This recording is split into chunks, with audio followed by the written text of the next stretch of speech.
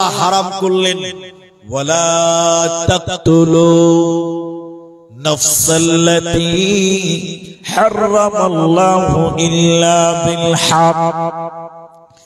আল্লাহ হারাম করেছেন মানুষই মানুষ মার্ডার করবে না। মানুষই মানুষ মার্ডার করা আমি আল্লাহ হারাম করে দিলাম।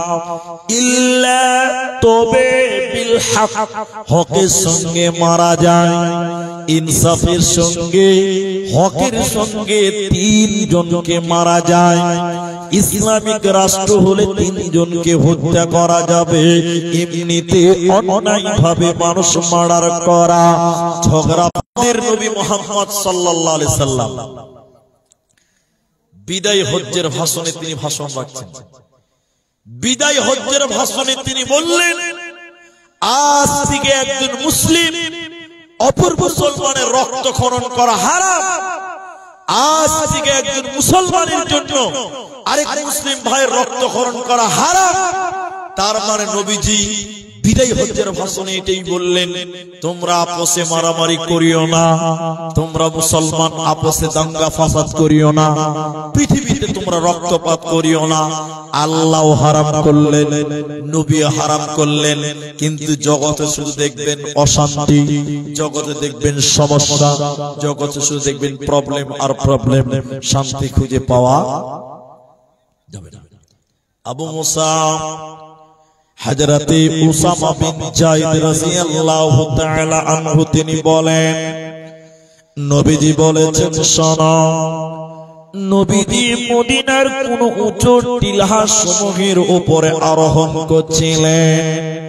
মদিনার কোন উঁচু জায়গাতে আরোহণ করতে করতে আমরা কিন্তু তা দেখতে পাই না।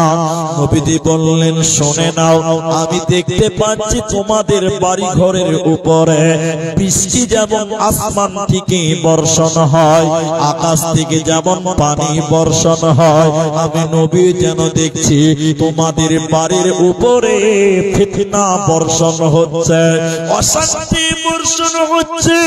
পৃথিবীতে তোমাদের পরিবারে শান্তি থাকবে না, তোমাদের ফ্যামিলি চলছে খালি হুনাহুনি চলছে। আপনাদের মসজিদে কোতাকুতি চলে, এটা হ্যাঁ না বলো, চলে না? চলে না? দেখাই আপনাকে, এটা দেখেন।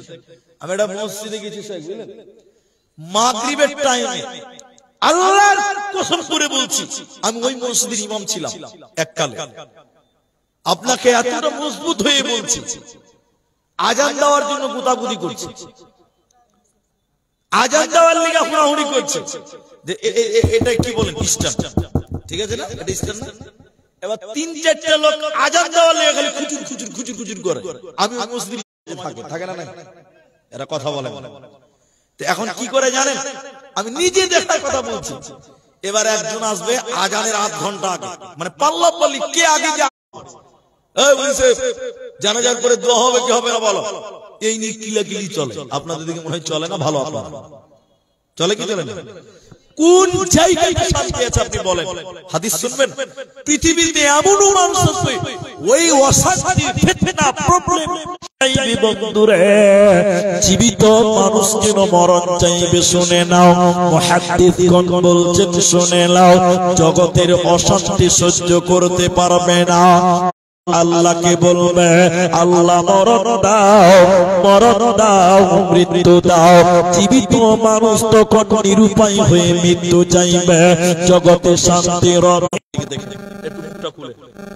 অনেক মানুষ বলে, আল্লাহ এত লোকের মরণ হচ্ছে, তুমি আমাকে দেখতে পাও না? বলে না ভাই? আরে বিষ খায় কেন মানুষ? সব করে খায়। করোনার বিষ কেন খাচ্ছে মানুষ? আপনি দেখেন, আপনি দেখেন, খালি রিপোর্ট দেখেন, বর্তমান খবর দেখেন আপনি, এত